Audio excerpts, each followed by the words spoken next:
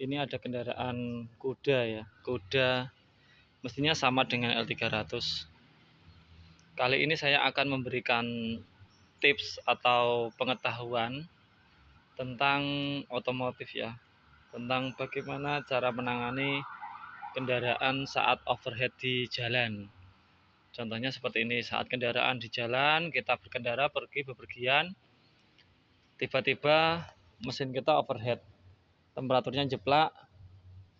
Bagaimana cara kita menangani hal tersebut? Bagaimana cara kita menangani hal tersebut sebagai orang awam ya, sebagai orang awam ataupun sebagai driver. Tentunya kita kan tidak mengetahui secara detail tentang bagaimana cara merawat kendaraan, bagaimana cara kita menangani saat terjadi trouble seperti ini di jalan. Itu kan kita belum kalau sebagai pengemudi itu kan kita belum memiliki ilmu yang sangat detail seperti bengkel ya. Jadi kita memberikan sedikit pengetahuan bagaimana cara menangani jika mesin ini overheat di jalan. Overheat atau temperaturnya itu sampai panas sekali di jalan. Yang pertama, saat kita berkendara tiba-tiba temperatur kita naik, usahakan kita menepi di pinggir jalan yang memang untuk kondisi jalan atau kondisinya yang buat kita menepi itu lebar ya, jangan sampai di bahu jalan. Kita pakai di pinggiran jalan, usahakan mobil kita seluruhnya di pinggir jalan. Agar apa? Agar aman ya. Otomatis keamanan itu yang nomor satu. Kita tidak berada di bagian jalan. Jangan lupa untuk menghidupkan tanda bahaya juga ya. Karena ini untuk mengetahui bahwa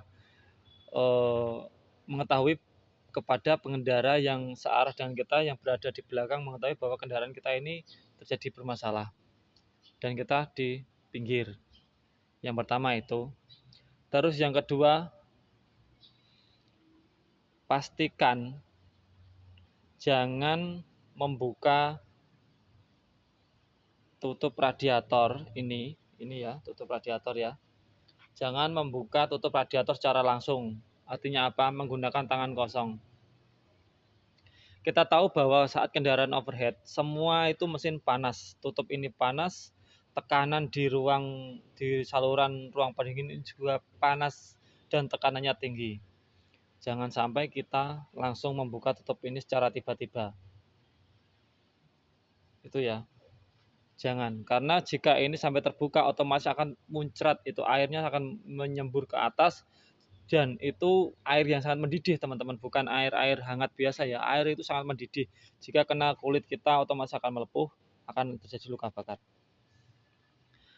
Dan caranya seperti ini, kita ambil lap ataupun kain yang tidak berguna, kita posisikan di atas ini. Kita taruh di sini ya. Ini kita taruh kain, kita putar sedikit aja, sedikit sampai terbuka, tapi tutup ini jangan sampai dilepas. Sampai terbuka tapi tutup jangan sampai dilepas ya.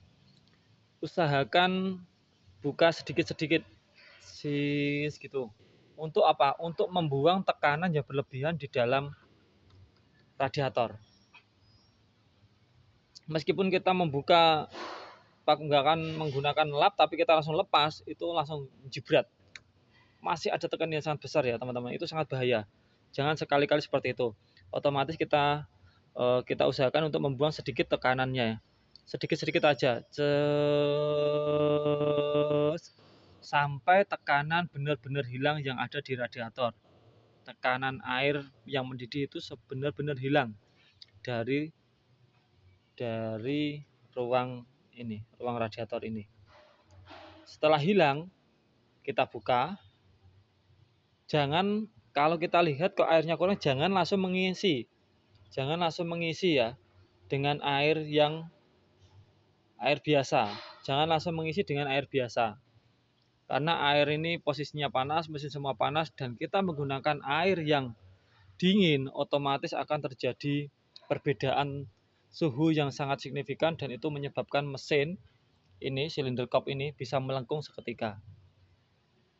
Bisa melengkung seketika. Jangan langsung mengisi ya. Usahakan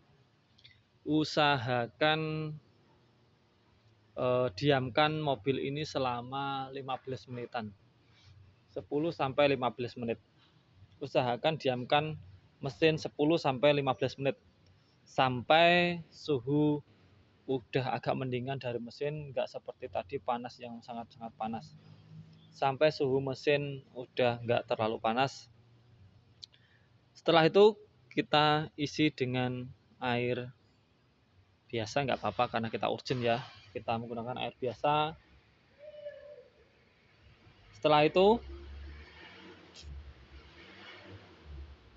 Setelah kita isi dengan air biasa, pastikan tampungan juga terisi. Lalu kita cek di sekitar mesin, apakah terjadi kebocoran. Kita cek. Kalau terjadi kebocoran, usahakan menyediakan banyak air untuk mengecek di jalan. Ya, karena kalau terjadi kebocoran,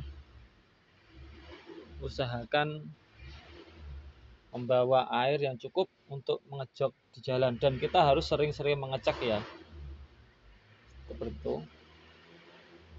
Setelah itu pastikan fan bel ataupun kipas ataupun apa tidak ada yang bermasalah. Kalau yang ada bermasalah, ya kalau kita tidak bisa menangani, kita panggil bengkel terdekat untuk menangani atau membantu kita dalam menyelesaikan masalah overheat ini di jalan. Kalau keluhannya hanya airnya kurang dan tidak ada kendala atau tidak ada terjadi apa-apa, kita bisa menjalankan kendaraan itu kembali sambil kita melihat indikator yang ada di dashboard tentunya ya. Jangan sampai terjadi overheat lagi. Itu harus kita cek secara berkala sambil jalan pelan-pelan sambil kita mencari bengkel untuk mengecek.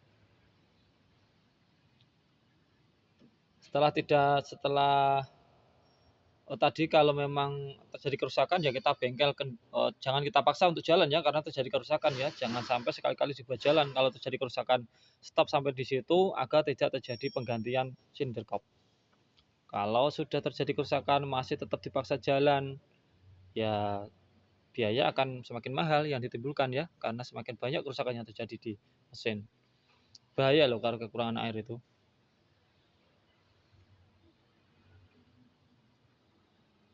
Ataupun dilakukan penarikan kendaraan ke bengkel. Nah, seperti itu.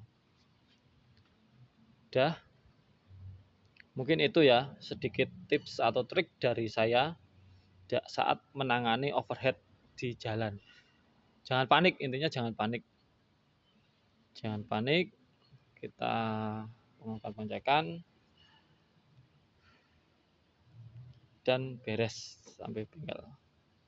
Oke, demikianlah